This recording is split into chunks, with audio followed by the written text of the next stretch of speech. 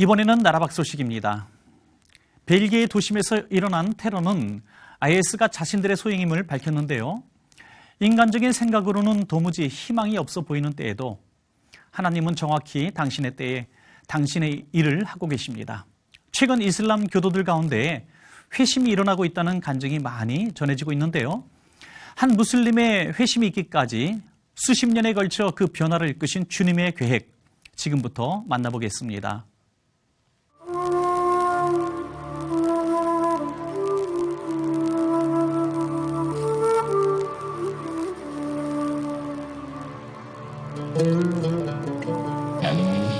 As a Muslim, when I was a little boy, I used to go to the Quranic school.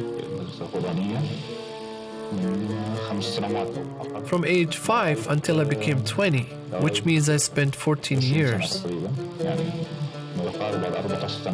After this time, I was approved and passed the test of memorizing the entire Quran. But after studying the Sharia law, not the Quran itself, Islam was completely exposed with its hidden reality. During the 3 years of my studies, little by little, I had a serious concern about Islam. After discussing these questions with friends and not getting answers that would convince me, they became hostile to me.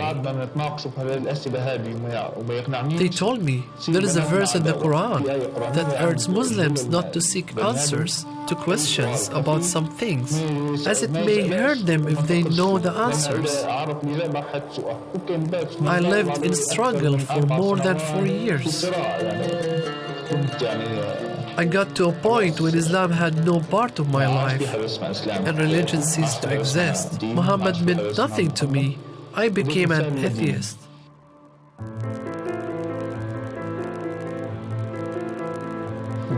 By mere accident, when I was in my home country, I was navigating TV channels to find something entertaining until I got to the Kingdom Sat TV channel, which was showing a song.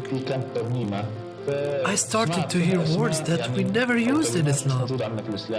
I wanted to communicate with them, so I picked up the phone and called the number on the screen. I communicated with a brother called Kamal. Our correspondence lasted for 2 years. He introduced me more to Christ. I learned about who Jesus is and how to be a Christian.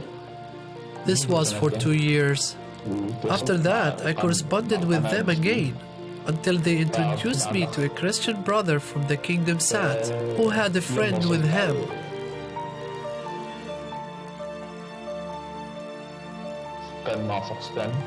After I met with that brother, I spent 3 months studying with him.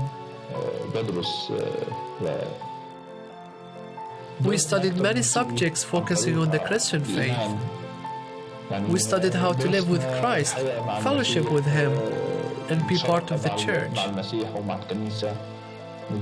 I accepted Jesus' salvation, and I got baptized. And now the next step to follow will be to serve the Lord in my home country. People there need to know Jesus, the God and Lord. Certainly there is a lot to be done there. Soon after Shahid went back home, Leading the Way lost contact with him.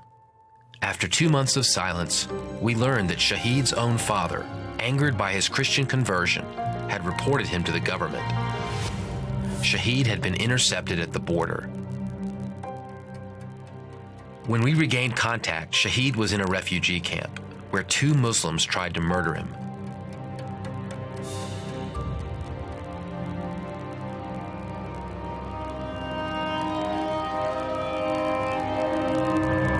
But the Lord saved him twice.